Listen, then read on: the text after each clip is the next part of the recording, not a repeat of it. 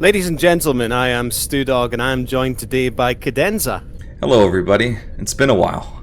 It most certainly has. It's been a good 5 months since we last recorded, and also I think it's quickly approaching the birthday of our new iteration of OTW here. That's been almost a year since we recorded the first of the new eps. Has it really been that long? Oh my god. We're all aging so man. quickly. Time is passing in front of our eyes. I'm seeing more greys appear in my head every day. For everyone that I pull out, another two just seem to take its place. I never knew that you could grow so much hair in your nose. It's you reach a certain age and hair just starts growing like so much faster. So when your eyebrows that used to be like nice and short and trim and tidy, they just like they're like bushy caterpillars now. And it just appears everywhere. You can't stop it. Well, it's good to talk to you again, man. And I was hoping that going forward with a new schedule, like we could possibly pop these out a little quicker. But we should tell the people why we're here today, in case the title of this is not obvious.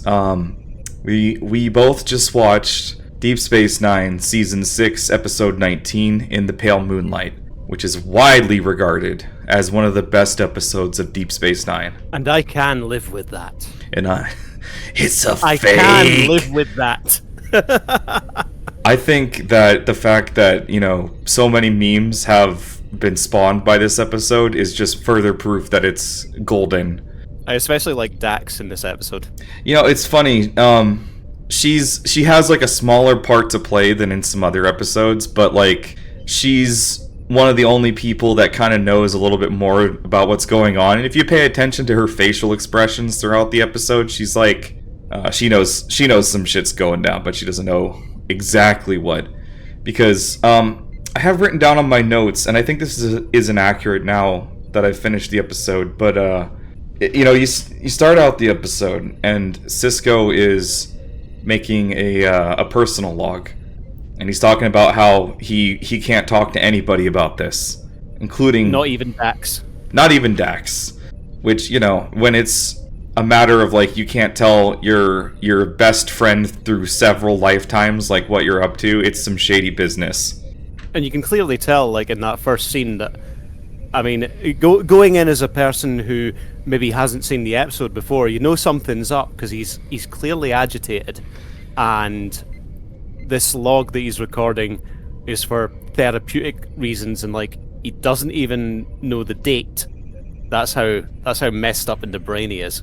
It's interesting to see Cisco in that state of mind, because Avery Brooks is such a fantastic... He's great at like chewing scenery. If you've ever seen like just videos of him like not when he's not acting, like he's a very expressive man, and I feel like Benjamin Sisko is one of those characters that doesn't express everything that he's feeling all the time. Like he's a little reserved, but not like as reserved as somebody like Picard. I mean, Sisko's the sort of person that if he's gonna flip out, he's gonna flip out. He's gonna like put you in an airlock and be ready to blast you into space, kind of thing. Oh yeah, you don't want to get on his bad side, which Garrick does several times in this episode. So a little bit of context. I'm sure whoever's watching this, you are aware of this episode and where it takes place in the timeline, but I think it's around season 3-ish is when the Dominion War arc starts, where, the Deep Space Nine is a space station next to a portal to another side of the galaxy that is like too far away to travel to conventionally, and it turns out there's a whole nother empire over there that is completely separate from everything we know in the Alpha Quadrant, and it is the Dominion and Federation are incapable of existing peacefully with each other while there is a gateway between the two quadrants. It's like the Federation and the Dominion are almost polar opposites. To say that the Federation is about generally the people are free to do whatever they want, whereas the Dominion is like armies of slave clones, essentially, that have been genetically bred to be dependent upon the founders and the uplifted races, like the Vorta, controlled by drugs, essentially. You know, it makes me curious, like, because the genetic modification of the founders and like the Dominion in general, like they did it to the Vorta and the Jem'Hadar and possibly more races that we don't see on screen that are a part of the Dominion. But you know, when they have that like biomimetic gel, where they're talking about that, do you think it's possible that that gel was being sent to the Dominion?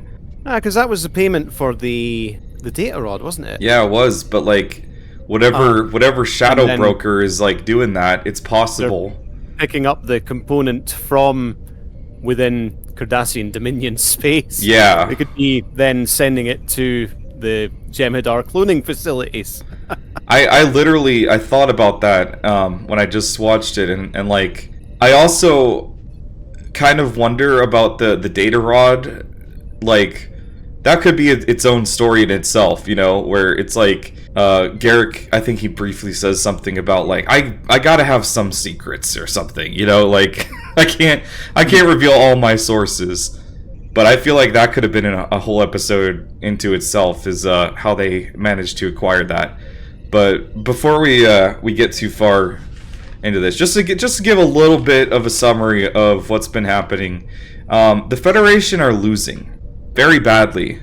They're being beaten back, and I think the Romulan senator said it best, where he was like, the Jem'Hadar are breeding like rabbits, and you're having manpower shortages.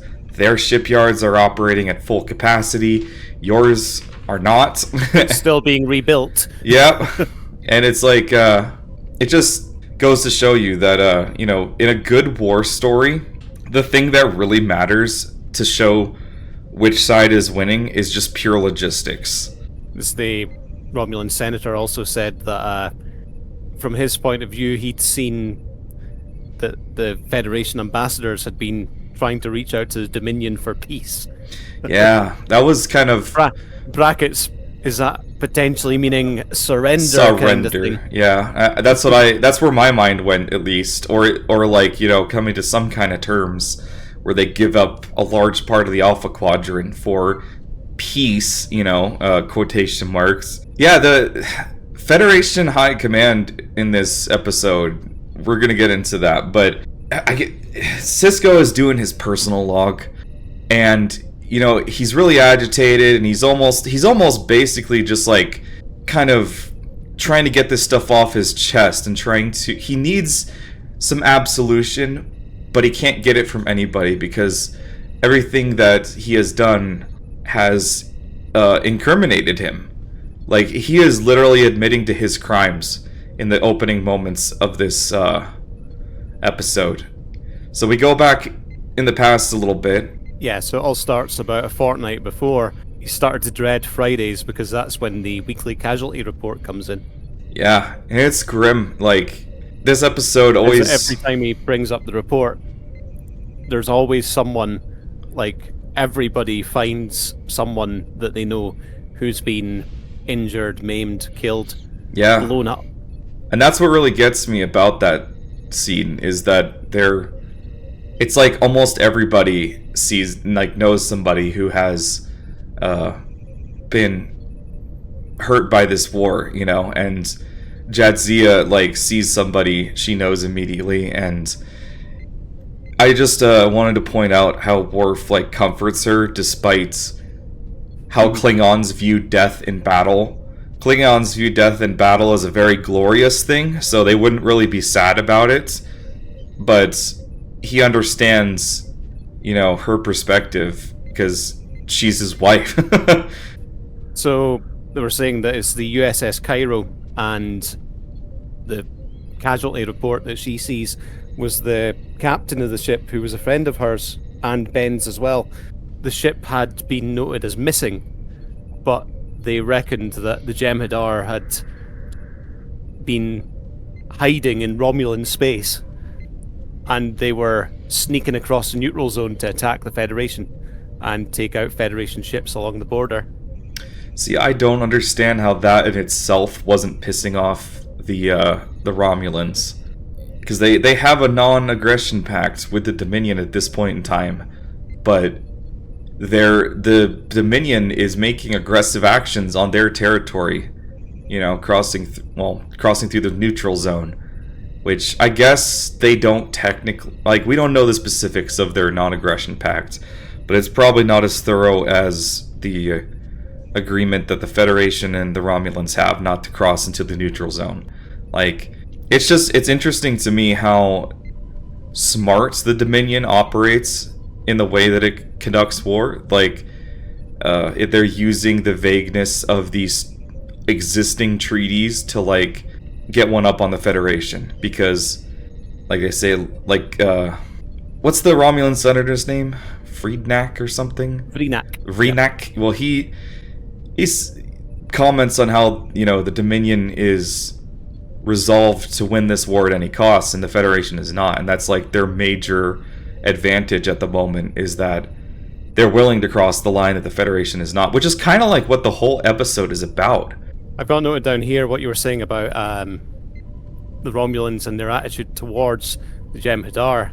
It's when Sisko and Jadzia are sitting there and they're having the thought experiment where she's playing the part of a Romulan, and I've got the exact quote written down here, and she says that it's the Jem'Hadar are crossing my backyard to give the Federation a bloody nose.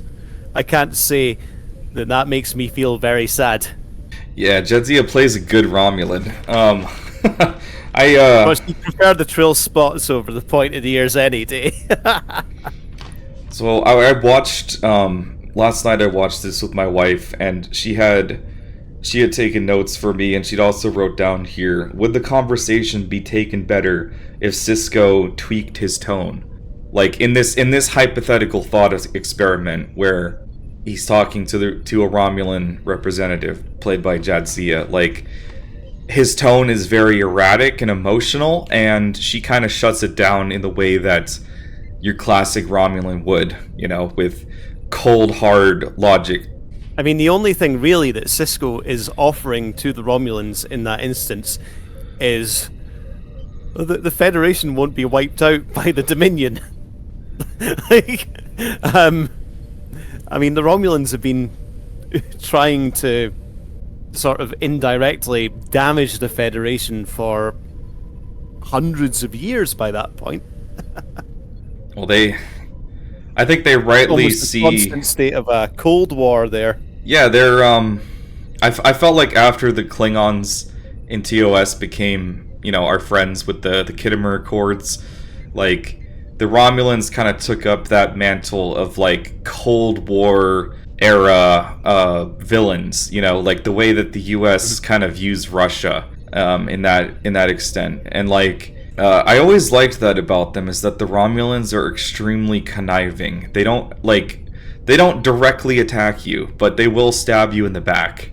I mean, they've been trying to destabilize colonies in Klingon space and trying to put their own sort of puppet leaders in the form of the Duras in charge of the Klingon Empire. Yeah, it's they're one of those types of villains. Their whole society is just very backhanded, which is why this whole plot makes a lot of sense at the end of the episode, because it's a war story and there's lots of things happening and lots of things at play. But what Garrick's plan at the end here, the one that he doesn't tell anybody else, is he's going to use the Romulans' own psychology against them, because they are very predictable in the way that they respond to things, because they're Romulans, They've always got this sort of state of paranoia as well. Exactly. And they take full advantage of that. So Sisko and Dax rehearsing the conversation with the Romulans, and it's a nice moment between the two of them, because it's played very seriously, and then all of a sudden they both start cracking a smile, like like two old You'd make friends. a good Romulan, old man. Yeah. And it got me thinking that Dax's actor could probably, or actress could probably play a Romulan if given the chance. She's pretty good at it, you know? And like I love seeing the two of them in scenes together because they both just have such chemistry when on screen. But they're talking and they're kind of like, you know, how are we going to make this work? We need proof. And the proof is probably on Cardassia Prime, which is literally the farthest place right now because it's where the Dominion and the Cardassian Empire are holed up, like, in their entirety. It's basically their Earth for the Federation. And they think that if there is plans to invade Romulus, which there probably was, knowing how the Founders, like, operate, Sisko comes up with the idea of, well, we need to infiltrate Cardassia Prime Dominion headquarters and steal that information. Perhaps a simple tailor could get that information for us. Oh man, Garrick's introduction to this episode is great. He's like, he's just straight BSing Sisko for like the first few seconds. Like, I'm very glad that you see me in such high regards, Captain. But however, I am just a simple tailor. I just love that no matter how long the series has been going on up until this point, that Garrick always plays the innocent card. Like anybody believes him at this point. Where he's like, to get information like that, I'm gonna have to pull in every favor that I have. Yeah, I mean, he has contacts that are still on Cardassia, being a secret member of the Obsidian Order that was outcast. He has a few contacts left back in the old Cardassian government, and I mean, the whole plan is just kind of naive at this point, but Garrick pursues it nonetheless because his backup plan is, I think he has doubts about whether Sisko will go along with it. I feel like his backup plan was actually his real plan all along, though, because he realized just how difficult it would be to get legitimate information. But Sisko and Garrick are like, I mean, at this point in the show, like, they've had dealings in the past, but this is I think this is really the first time that we see the two of them actively on the same side. And there's been it was Way of the Warrior when Sisko wants to get a warning sent to Cardassia about the Klingon attack, and he calls Garrick into a classified top secret meeting just to measure him up for a suit randomly whilst him and the crew are talking about the upcoming attack, banking on the fact that Garrick's going to contact Cardassian High Command. Yeah, like, he's not there in any official capacity. He just overheard things whilst he was measuring him up for a suit. Exactly. You can't help it if he overheard something, you know, like, and whatever he does with that. And that's what I kind of love about Deep Space Nine, is that, yeah, the Federation is all high and mighty, but, like, the characters will do what they need to do in order to have victory in the end. You know, when the stakes are high, they're willing to bend their moral fibers, and that is, I think, why this episode resonates with so many people, is that Sisko is like an incorruptible character, and yet he still bends to the pressure of this situation. That goes into the quote that I've got noted down here. The road to hell is paved with good intentions. Oh, I wrote that down too. Yeah, it is, man. And it's just like, the episode's name, In the Pale Moonlight, is like a reference to, you know, dancing with the devil in the pale moonlight. Like, you're flirting with evil, essentially, and it's interesting to see an incorruptible character struggle to, like, comprehend his own actions, you know. And, like, I feel like whenever it cuts back to Sisko and he's doing his monologue, right, like, he starts stripping off his Starfleet uniform, and that can be seen in, like, two ways. He is literally, you know, opening up, and, like, he's, like, stripping down because he's vulnerable. And he also is taking off his uniform because he no longer feels worthy to wear it. Yeah, it's like he's betrayed the ideals of Starfleet, essentially. But Starfleet gave it their blessing after hearing about it. But we're not even there yet. So Garrick, he goes about this plan and tries to contact his agents. And then I got written down, bad news comes in the middle of the night because Sisko is sleeping on what looks like the most uncomfortable beds. Like, I hate the beds in Deep Space Nine. I'm not sure if they're supposed to be Cardassian beds that were repurposed like everything else on the station. Well, I don't know, because like in that very first episode when the Cardassians left, Jake didn't have a bed. Jake Sisko doesn't have a bed. Yeah. I'm not sure. Like, they're definitely not the same beds as TNG, but me and my wife kind of joke about how uncomfortable the beds look when we watch Star Trek. Like, I don't know, you just have to kind of pretend that they look comfier than they are. But the pillows always look like they're sagging, and the sheets just look like they're not even really like real sheets. They were just kind of made for, you know, a scene where the character is asleep. And like, I don't know, it's This is Captain StooDogg of the Federation starship USS Sciatica. Ow, my back. They need to get. We require sleep medical number. assistance. Oh yeah, I couldn't help but notice in this scene, you know, Sisko wakes up to a call from Kira, and it's like priority 1 message from Starfleet. Bajor has been invaded, right? And Beta Z. Oh, Beta Z, yeah, not Bajor. Bajor is literally where they are, but like, I don't know, if you freeze frame it where Sisko first wakes up, like he's got his hand on his head and like resting on the pillow, like between the pillow and his head. And I feel like that's Avery Brooks just putting his hand there because the pillow is so uncomfortable. Like, I don't think...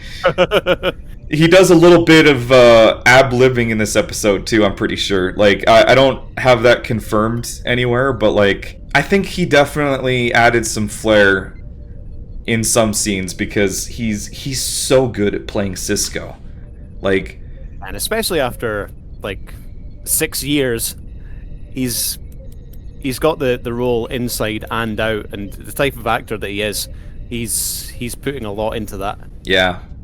So, like, can we talk about how Beta Z gets invaded? Yeah, so they said that the fleet that was supposed to be protecting it was out on a training exercise somewhere else at the time, and the defenses on the planet were obsolete, and the Dominion took the planet in less than 10 hours. Like, I here's what I don't understand, right? The war has been going on for a minute now, and Beta Z is like, it's not a Federation founder planet, but it gives them a straight shot to, like, all the founder planets and Earth, like... Yeah, so they said that it's a straight-through road to Vulcan and Alpha Centauri, to which Alpha Centauri's, like, at the other side of Earth than Vulcan is. They don't specifically say Earth in the conversation, but they're heavily implying that. Yeah, well, Alpha Centauri is actually our closest neighbor star, so it's only a few light years from Earth. So you have to imagine that this is like if a Russian sub was like off the coast of California, like within visual range, like you could see it, you know. That would that might get some ants in some pants, you know, like people would be panicking. And or maybe a better analogy would be Cuban Missile Crisis. Yeah, actually, it's like almost at your doorstep at that point. And like, I was thinking about it, and we've never really seen Betazoids have like a military presence or like a warrior sort of mentality. Like, they're all just kind of weird diplomats. Yeah, they're diplomats because of their ability to read emotions and minds, and it's like, I can't imagine a race like that would be able to like endure occupation by the Dominion and the Jem'Hadar like very well. Like you have to imagine on the ground in Beta Z, like because they say that the Dominion just sweeps in and basically takes the whole planet in a few hours, and it's like I just kind of feel bad for them. Like they're going to get massacred. You know, if the Dominion operates in the way that it normally does, like they don't stand a chance. Also, like just imagining, maybe the Dominion might pull out though because Lexana Troy's there.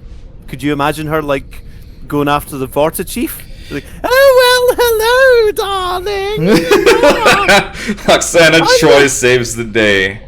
I'm the holder of the sacred chalice of Rix, you know. Oh.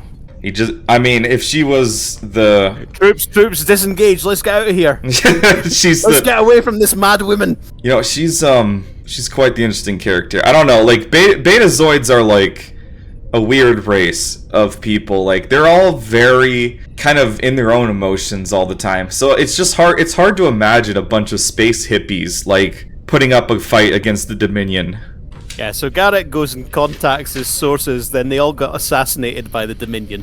Yeah, and he doesn't even seem surprised about it. He's just like, wow, yeah, he seems a little surprised that they were killed within a day. He's like, you got to admire such efficiency in their security. A sociopath. He's like, oh well, they're all dead. He respects it a little bit.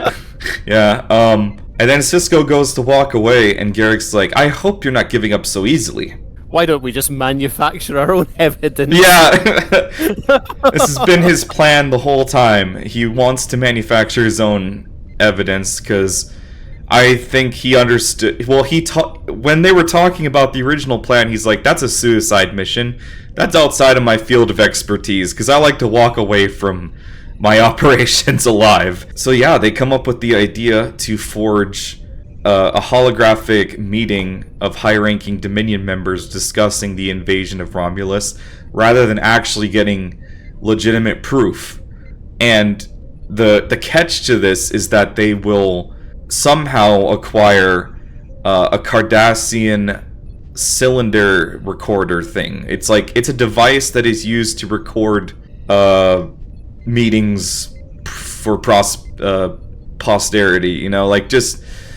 I really can't think of like a real life analogy, but it's kind of like a black box, I guess. Like it's used to record important things for important people in the government, just in case. An archival ROM. Yeah, and it's like they're so apparently ROM these is cylinders. In read-only memory, not ROM is in the little engineer dude that built all the mines and worked in the bar. What is it? Is it read-only memory? Is where you imprint information once and you can't change it. You can only read it, yeah. Yeah, okay. So that's basically what we're talking about here. They're making a ROM CD of this fake meeting, and in order to do that, they need to get the services of somebody that Garrick knows, which is a holographic like video creator. The Master Forger. The Master Forger. Grantham Tovar. And it just so happens that there's a Romulan senator in the sector at a meeting with the Dominion, and he's going to be passing DS9 within the next 4 days, I think. I didn't write down the time frame, but that's the number that I've got stuck in my head anyway. I do feel like, because of course the recording ends up not passing snuff, like when he comes by, but you have to think maybe if they had a little more time than just a few days, they could have done it. But this guy that's gonna make their fake hologram is he's currently in Klingon prison awaiting execution. And the Klingons are messing with him, like, we're gonna execute you tomorrow. Psych. No, we're not. It's like it's just one of the little games they like to play. He doesn't know when he's going to be executed. Yeah. So, you know, Cisco calls up Gowron and is like, hey, you know that guy? I need him for the war. Top secret. And he lets Gowron surprisingly just lets him go. Like, I guess he just trusts Cisco so much at that point that he's willing to release someone they obviously want to kill for something he did. I'm guessing something like that would probably go through Martok. Cisco would talk to Martok about it, then Martok would talk to Gowron, and he would sort out from there, kind of thing. Yeah, and Gowron's just like, what? He wants a random prisoner? Whatever. Yes! For glory! Kaplaf. Kapla! Glory to your house and your neighbor. So, I have written down here somewhere. Let's see.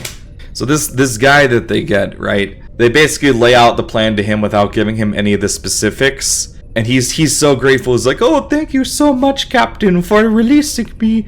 The Klingons were very mean. And then Sisko tells him that Garrick is there.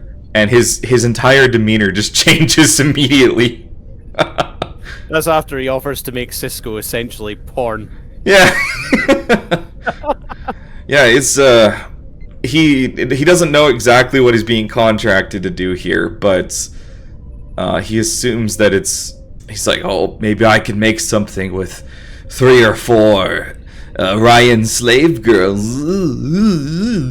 And it's Sisko is very disgusted. And he's just like, no, you're making something for Garrick. It's not like that. It's like, oh, Garrick's here? Oh, no. You're making him sound like Kif. Right away, sir. Right away, sir. You gotta love Futurama when it's Star Trek references. By the power of dupe, I am placing you all under arrest. So, they have this conversation, and is it Tolar? Is that his name? Grantham Tolar. Grantham Tolar. So he's a weird alien that we've never seen before, or I think since, and they never say what his actual race is, but I mean, dudes must have been in the makeup chair for hours. yeah, it's a very decent like design, you know, because like I don't know, you watch some of the early episodes of like Voyager or something, and they're supposed to be on the opposite side of the galaxy, and then it's just like humans with like a triangle, like on their forehead, or yeah.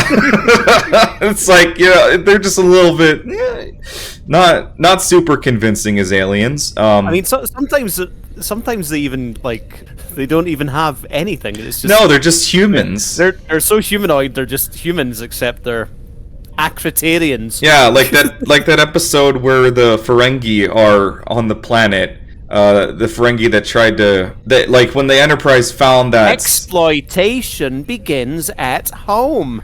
Exploitation begins at home. Make your children work for you. They're free employees. Yeah, those people literally are just human beings with no discernible difference besides their weird, pre-industrial culture. Oh, speaking of Ferengi, though, so Tolar says, "Oh, I'm gonna go to my quarters," and he immediately heads to the bar. Sisko is like, he's thinking to himself, like, I don't know why I didn't stop him, because something was telling me that I couldn't believe a word he said. So then Odo contacts Sisko. Goes, do you know a guy called Grantham Tolar? It's like, yeah, why? I just tried to kill Quark. Yeah, and he's like, it didn't take me long to realize I made a mistake. Oh, it's like, the episode is literally hell is paved with good intentions. The road to hell is paved with good intentions. Like, you start from having very noble intentions, like stopping the war with the Dominion, stopping the bloodshed, at least on the Federation Alpha Quadrant side. And, then it's like you get these really shady characters. You're working with Garrick and, the people he knows, and, things are just spiraling out of control. Garrick's dodgy mates. Yeah. And then it's funny because, because this mission is, top secret at this point, they can't have any record of Tolar being on the station. So it's like, him stabbing Quark is not good because the constable is going to want to proceed with a trial if Quark presses charges. And I wanted to point out in this scene where Sisko goes down to Quark's because, Tolar attacks Quark and stabs him. Odo said that basically Tolar went down there, he'd had 5 ales, and he tried to dance with a Davo girl who was like having none of it, and then Quark, in an uncharacteristic show of chivalry, intervened, and then Tolar stabbed him, and Quark's sitting there, and Julian's looking after him, and it's like, you're lucky that the injury's only superficial. Your rib cage deflected the blade, but you're fine. It's like, superficial. How much do you think this shirt costs? Like, he's worried about his shirt, because all the blood ruined it. But yeah, so Cisco goes to like basically try and talk him out of filing charges against Tolar. Yeah, There can't be any record of this.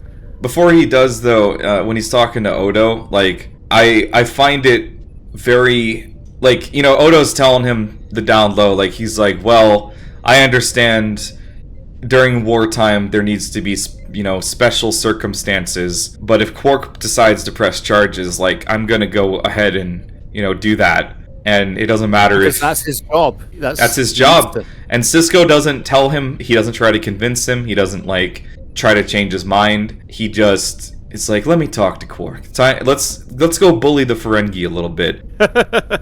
Surprisingly, he doesn't bully. I'm just wondering what level of control and command Cisco has over Odo at that point, because Odo is a member of the Bajoran militia, which is a totally different organization than Starfleet. And at that time, I think Bajor has actually signed one of these non-aggression treaties with the Dominion as well. So they work together, but they're technically on opposite sides, if you get what I mean. Well, the Bajoran government does not want to agitate the Dominion, but Odo, I think he understands that they are on the same side. They don't want the Dominion infringing, and the Federation has been relatively fair with Bajor. Like, they come to their aid, and they also don't try to impose themselves too much on Bajor, which, Odo, I think that matters less to Odo, like the big picture, compared to his sense of justice. Like, he wants justice to be done. He has a very strong commitment to justice, which, they say the founders, like, that's a founder trait, the shapeshifters all have a strong sense of justice, but they also have a major blind spot in that they are fascists, and they see themselves as superior to all other forms of life, especially solids. Yeah, they hate solids, and it's like, I kind of get it, they were treated badly in the past before, but at the same time, like, you can't judge every single member of a type of life, not even a species, but a type of life, based on your experiences in the past. So we're not even where the senator shows up yet, so, yeah. I'm more than halfway through my notes. Yeah, I've actually almost run out of notes, but, like, I could talk about this episode forever, because in all honesty, I've watched this episode about 1 million times, so a lot of it is ingrained in memory kind of thing. Yeah, I think that's why I watched it twice, because I was like, I really just want to try to remember everything I can, because I've seen this episode a lot, but, like, it's kind of been condensed in my brain down to, like, the memes, like, it's a fake, and that kind of stuff. For real? Oh. So, where are we at? Oh, Quark committing a bribe with Cisco. Now that is something special, because normally Cisco is in a position of power over Quark, and the way he gets Quark to cooperate is by basically threatening him to, and that's always kind of been the relationship, but at this point, he really needs Quark to cooperate and drop the charges, because even though, like, Cisco himself believes that Tolar should be in trouble for what he did. He tried to murder somebody on his station. Like, that's got to be a thorn in his side, but he really needs there to be no record of Tolar anywhere on the station. Being there. Exactly. So he goes over to Quark. He's like, do you intend to press charges? And Quark's like, you bet I am. And he's like, what could I do to make it better? And Quark I had to immediately close picks my it up. bar. I had to close my... You know how much revenue I've lost out today? Yeah, it's interesting how, Quark is kind of a shady person most of the time, but you don't mess with his Dabo girls, okay? Like, you mess with the Dabo girls, there's gonna be trouble. He's like, oh, I've got some cargo containers with export and import issues. Maybe if, you could release them for me? And he's like, fix my shirt, and fix the Dabo girl's shirt too. Like, replace our clothes, basically. You know what I think is interesting about his... Like, Quark is normally seen as a very greedy person, but when Sisko approaches him for a bribe, he's so pleased that he just asks for very simple, things. He wants some latinum, he wants his shirt fixed, and he wants to free up some, contraband that is in the cargo bay. Just a little bit. He really didn't ask for much. And, I got written down here, the 98th rule of acquisition. Thank you for restoring my faith in the 98th rule of acquisition. Every man has a price. I love that you can see Odo in the background during this scene where he's obviously eavesdropping, but he's just like, well, this is out of my hands at this point. Like, he's kind of in a tough spot, His sense of justice makes him want to do something about this, but he realizes that there's a bigger picture. So we see Sisko going into the turbo lift, and Garrick catches up with him, and he says that he's locked Tolar in his room, and he has implied that if he attempts to open the door, it might explode. And Sisko's like, I hope that was just a lie, and Garrick's like, don't worry about it. It's best not to stress over the minutia. Not to dwell on such things. Yeah. I totally believe that it would have exploded. So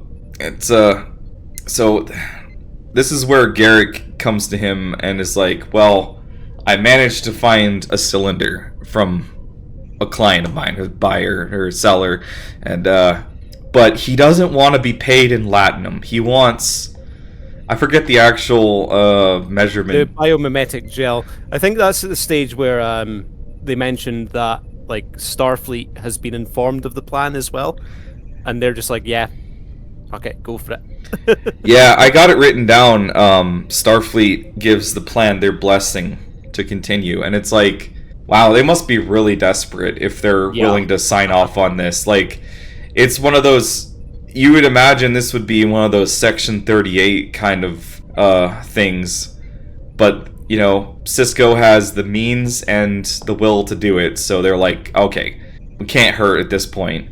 I mean, it's like going into, the term that they use is badmirals, but, the sort of the dodgy admirals who, there was the guy in TNG who had the Starship Pegasus with a cloaking device on it, and, the admiral in Insurrection, who basically wanted to take all the particles for the Fountain of Youth kind of thing. Yeah, there's so I'm thinking there's some guys self-serving people in Starfleet. Guys in Starfleet with very little scruples who are just like, oh yeah, that plan's fine. This is going fucking. Well, it's antagonize the Romulans into joining the war. That's fine. I think, the thing about Starfleet is, it's a great ideal, but in practice, it is often extremely flawed. And I was pointing this out last night, that, Starfleet people see themselves as very high and mighty, but, when push comes to shove, they're willing to do whatever it takes to survive, mostly because of the humans in Starfleet. Starfleet, I wouldn't think it's weird to say that Starfleet is very human-centric, not directly, but indirectly. Humans were a founding member, and the culture is very much dominated by humans. We see more humans in Starfleet than not, you know what I mean? That's the Section 31's sort of founding principle was something along the lines of, in times of dire threat, break every other rule. Yeah, what do you think about that? There's gonna be a Section 31 show, or has it already premiered yet? I don't know. I saw a trailer for it. I've only seen like bits and pieces of it, but from what I have seen, I've not been able to suss out any storyline stuff. It's all very for want of a better word, the only word that I can think of is it's all just been very cosmetic. I've only seen it like but I don't know what it's going to be about or anything like that, so I can't really make any kind of judgment on it as of yet. I can't really either. I mean, at least it'll make sense when people do things that are not like Starfleet aligned, because they're literally spies, you know? They're Section 31, and they're not, like, they can do that. I'm saying the characters can do stuff like that because they can, you know? Like, it's not unexpected. Whereas, you know, in a lot of New Trek, you see people doing things all the time that is just very, very against, like, Starfleet morals and procedures and everything, and they're just, I don't know. I think it might be an interesting premise to have a spy thriller in the Star Trek universe, because Star Trek is constantly having, you know, sit-down meetings and stuff with, like, other species and races, and, like, you know, it's all very well and good. I love that kind of stuff, but it's also, I think it's very possible that there's lots of shady things happening between the powers as well. Mm-hmm. So Starfleet gives it their blessing, you know? And they're like, Sisko's talking about it, and he's like, well, I thought that this would make things better, but it didn't. Like, I still feel bad. And he gets a hold of Julian, because, you know, obviously... And Julian is not happy. He is not happy. Like, this... I don't know, like, I feel like Julian is one of the people that is closer to Starfleet morals overall. Like, he's a very principled character, and the fact that his commander is asking him to do something illegal is, like, very concerning. And Sisko just basically dismisses his concerns by saying, it's not a request, it's an order, you know? Like, can I have that order in writing, please, sir?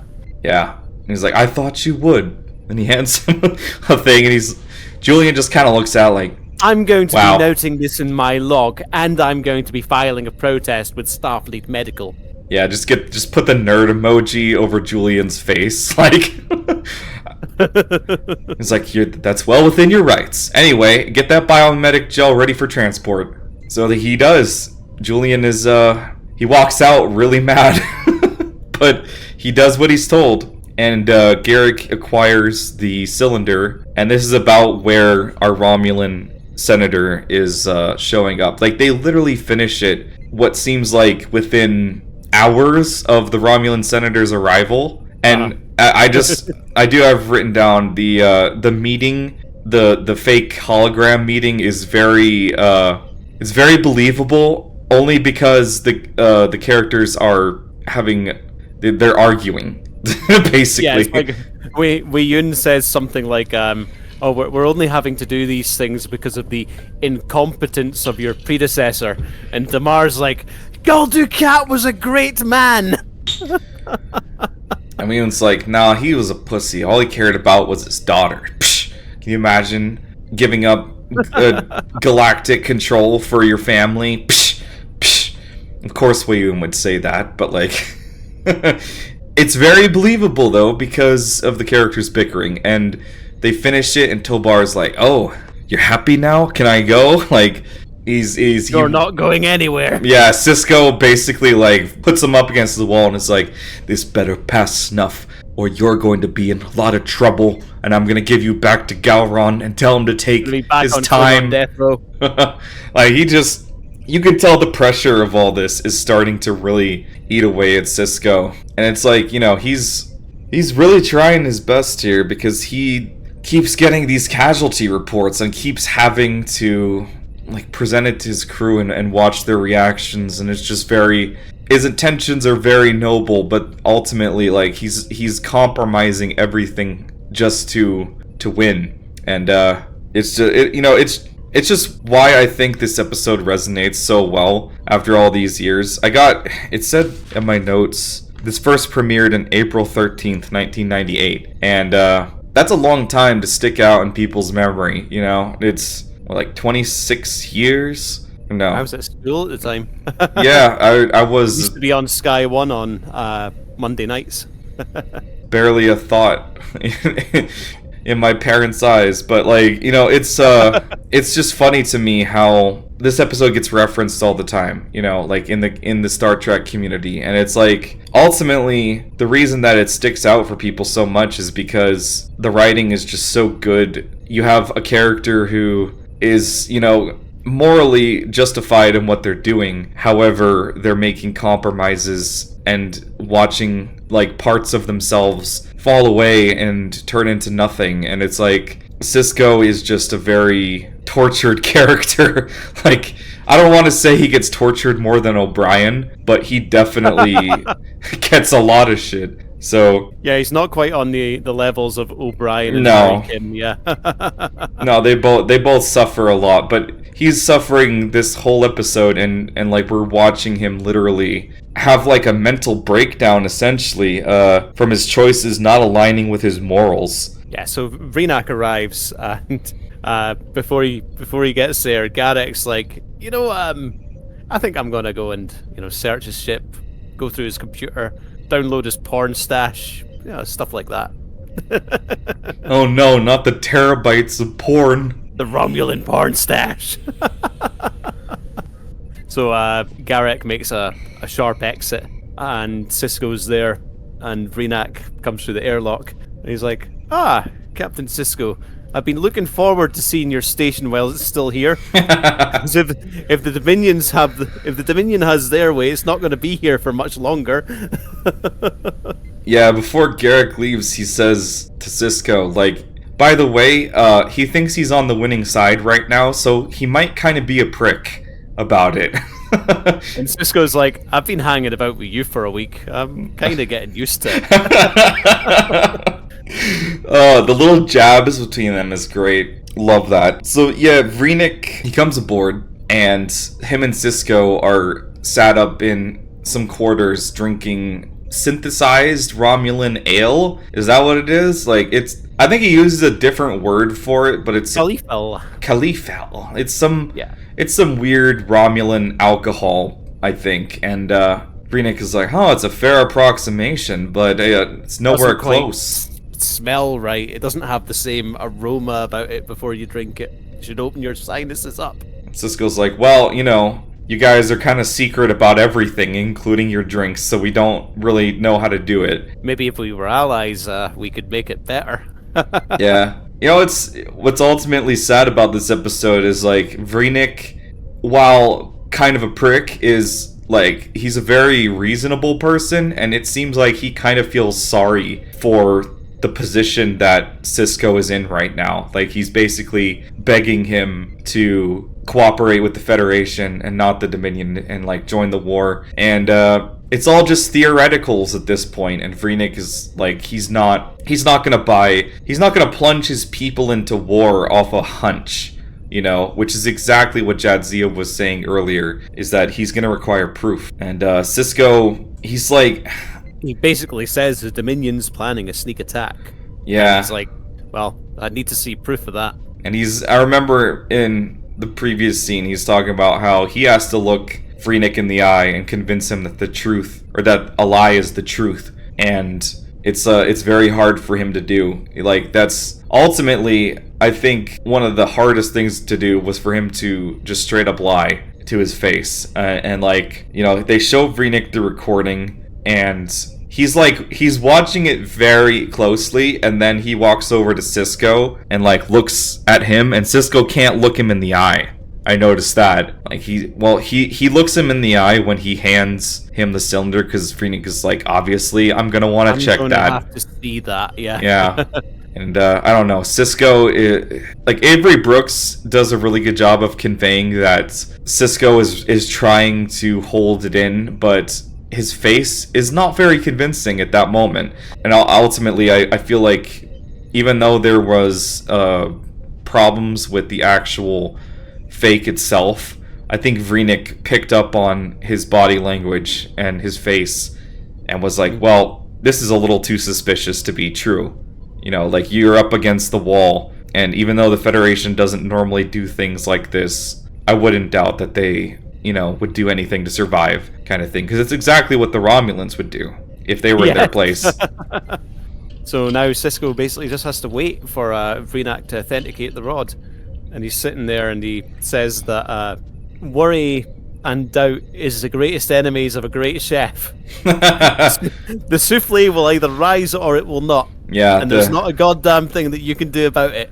Just sit back, wait, and see what happens. The old Sisko family wisdom there.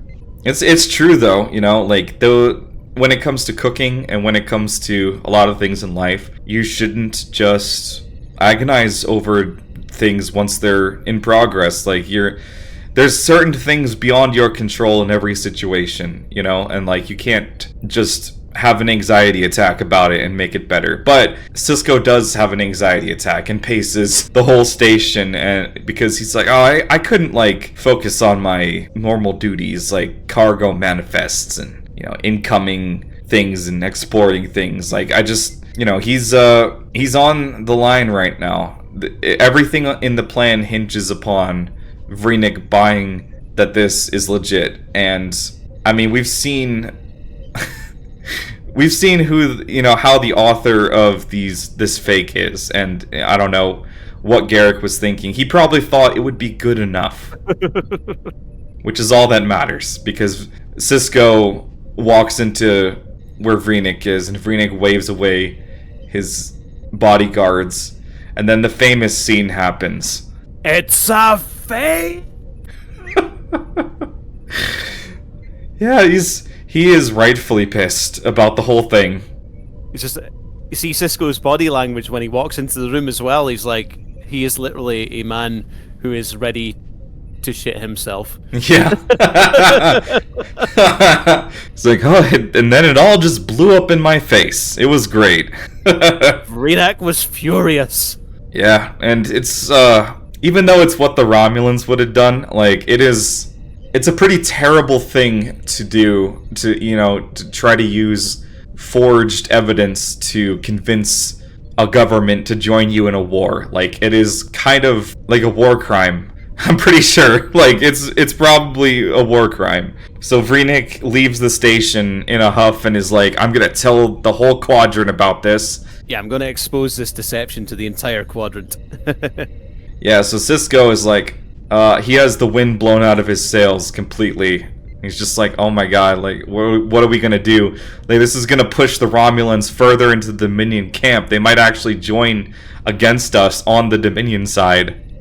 So then we get another report through that a Romulan shuttlecraft was destroyed, and a high-ranking official was on board it. Never going to guess who that was. Yeah.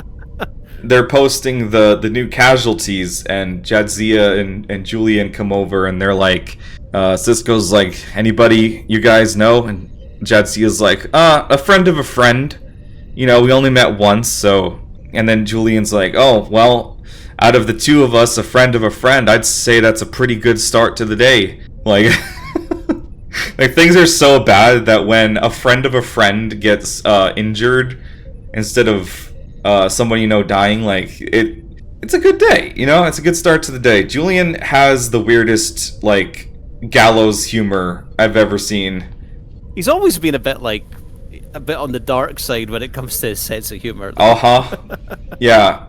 I mean, he's obsessed with the Alamo, the last stand at the Alamo, and he's, we see in some of the episodes set during the war, just he's a combat medic too. He performs under pressure very well, but he has sort of this weird twisted humor about it, which honestly, if you talk to a lot of doctors and people in the medical field, they all kind of have a witty, dark sense of humor, because they have to keep their spirits up and get discouraged, and then your efficiency goes down. So ashes to ashes, dust to dust. Yeah. If the lorry can't take you, the freight train must. Okay. Oh man. So upon hearing the news, Sisko is just like, will you excuse me for a moment? And then he gets up and he's just so freaking mad. And I love the look on everyone's face, because Jadzia like knows something's up, and she knows that somehow Sisko is involved with Phoenix's death, but she doesn't know how. But she's just looking at him like, yeah. So they said that Vrenak's dead. They think it was sabotage orchestrated by the Dominion. yeah. And that's when Sisko realizes that Garrick's plan all along was He wasn't downloading the porn stash No. after all. He was planting a fucking bomb. he was planning a bomb the whole time. And yeah, he wasn't he was planning a bomb, because Sisko confronts him about it. He walks up and just backhands him. He pimp slaps Garrick so hard that he falls down. And then he goes, "Get up!" "Get up!" He's like, "I'm not finished with you yet." I just love how Sisko's answer to anything when he's really mad is just to punch it. I mean, I hope the pants that Garrick was hemming, I hope there wasn't any rush for those to be ready for someone, because would have took him a little bit of time to sort of deal with that after being punched in the face. Yeah, punched twice. Yeah, he fucks him up, and rightfully so. He's pissed because Garrick kept him in the dark, and he just murdered a Romulan senator, making Sisko an accessory to murder. So he's talking to Garrick, or he's yelling at Garrick, and he's like, "This is your plan all along, wasn't it?" Garrick's like, "Not precisely, but it was a backup." Like, I don't believe for a second that it wasn't the actual official plan to just blow him up. Because this means any imperfections in their forgery, once it's discovered, because Garrick says it miraculously survived somehow, any imperfections will be seen as a result of the explosion. And the conclusion that the Romulans are going to have from this information is that Vrenik somehow got this information when he went to go meet with the Dominion, and was bringing it back and was killed for it, which actually makes a lot of sense. And Garrick points out that the Romulans the more the Dominion expresses their, says that they didn't do it. No, it wasn't us, honest. Yeah, we're innocent, we didn't do anything. The Romulans are just going to harden themselves even more. The more they're not going to believe them, because they're Romulans. They're Romulans, and it's exactly what they would do in the same situation. So they decide to formally declare war. And this is the point where the Romulans enter the Dominion War on the Alpha Quadrant power side. You might have just saved the Alpha Quadrant, and all it took was the life of one senator, one criminal, and the self-respect of a Starfleet officer. Yeah, that hit hard, because, we've seen how much this whole thing has really shooken up Sisko, and he's like, the way he looks in this scene when realizing what they've done is like gonna work, almost like the results justify the means. Like he's rationalizing it, because it's how they got to this point. It's how they got the Romulans to join them. They've succeeded, but he's not happy about it, I lied. I cheated. I bribed men to cover the crimes of other men. I'm an accessory to murder, and I think I can live with it. And if I had to do it all over again, I would. I can live with it. Do you think at the end of the episode, when he's saying that over and over again, do you think that he believes that, or he's trying to convince himself? Oh, there's no way that he actually believes that he can live with it. He's just trying to convince himself of it. Yeah, and then we have another meme part of this episode where he's just like, "Computer, delete that entire personal log."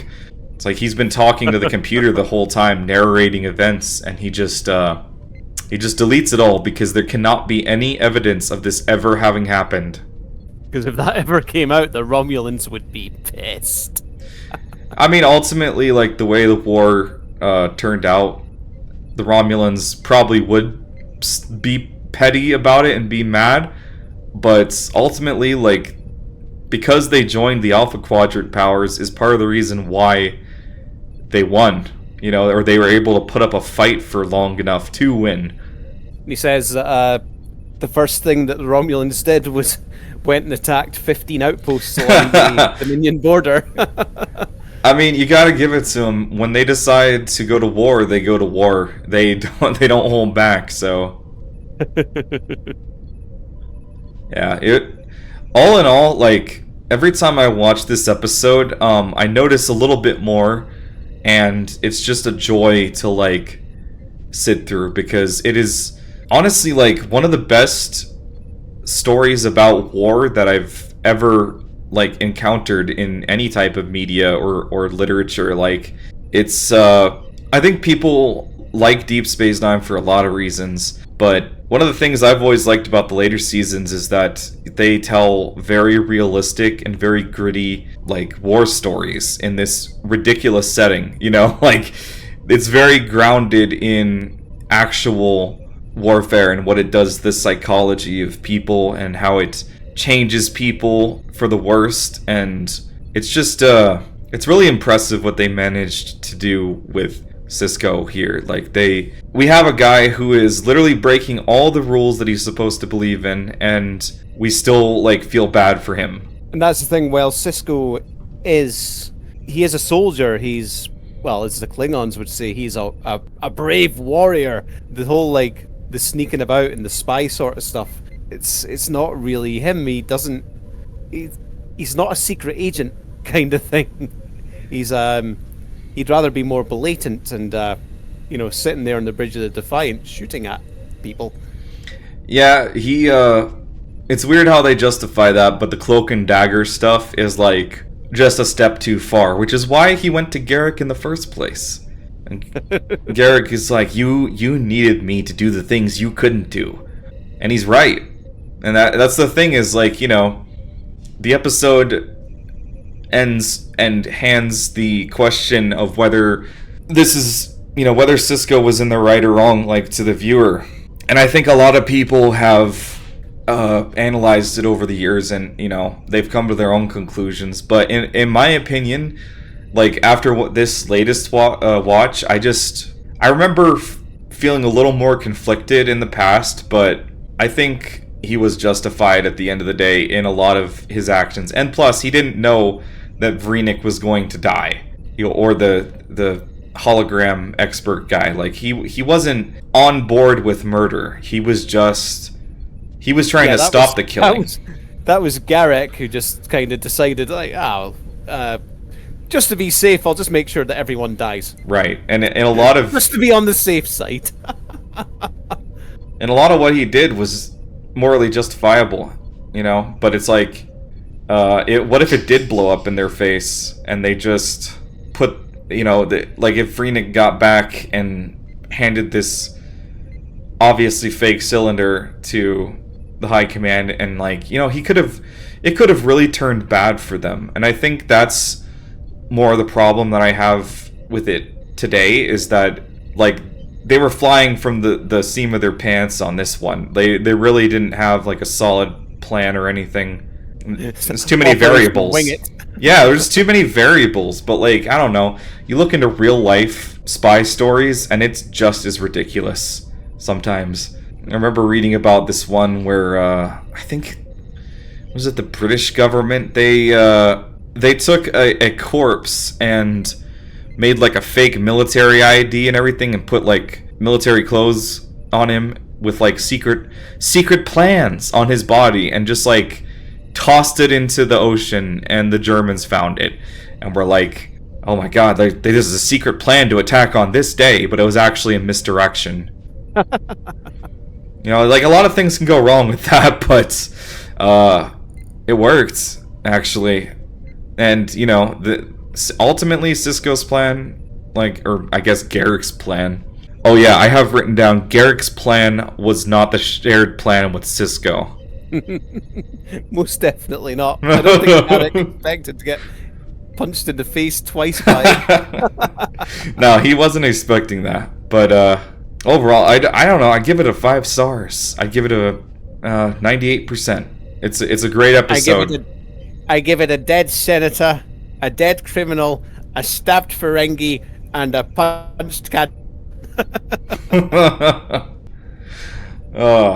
And the self-respect of a Federation Starfleet officer. Right, you can't forget that one. Well, that's all I got written down, and that's all I got to say, man. Well, what's the plans for the next time then? You want to do this again sometime soon? I do, Sooner actually. Than 5 months? Maybe within the month, because I got a setup now where it's a little bit easier to sit down and record things. So, awesome. You know, I was thinking about it, and there's lots of episodes of the Orville that I'd like to talk about, but I'm kind of on a Star Trek binge right now, so I don't know. Yeah, we'll get a note of something and we'll move forward. We should probably, you know that list that we said we were going to make, that we made a Google Doc? Yeah. And we wrote nothing in it. Well, here's the thing, right? Like, I know a lot of episodes by, like, what's in them, but I don't remember, like, the names or where or what season they were, you know? Like, so I have to, like, Google, like, the episode. The one with the stuff. Yeah. The one where stuff happened. The one where the Ferengi are worshipped like gods. Exploitation begins at home. Greed is eternal. You know what would be a good idea? You know that episode where Quark goes back home to Ferenginar and his mom is like doing stocks and stuff like that. She's making profit. Like, that would be an interesting episode. She's wearing clothes. When they like flesh out the Ferengi society a little bit more. Because, I don't know, the Ferengi are kind of joke characters, but I find it fascinating when they actually talk about their culture and like how it works. You know, the inner workings of the Ferengi Empire are very, the Ferengi Alliance, whatever. They're interesting because they're not just one-dimensional aliens. And they have a reason for like being the way they are, even if the way they are is, you know, awful sometimes. Like humanity is now. Yeah, the way they just capitalism at any cost. We need to make all of the profit, not just some. Planned obsolescence. Lockboxes in video games. Oh, do you want to play dress up with your online virtual only character? Well, then buy this pack for $24.99. No, I shouldn't talk. I've been playing Space Marine 2, and that's basically big macho man Barbie dress up simulator at this point. Anyway, Stu, I guess we'll catch you guys on the next one. Catch you later. Bye-bye.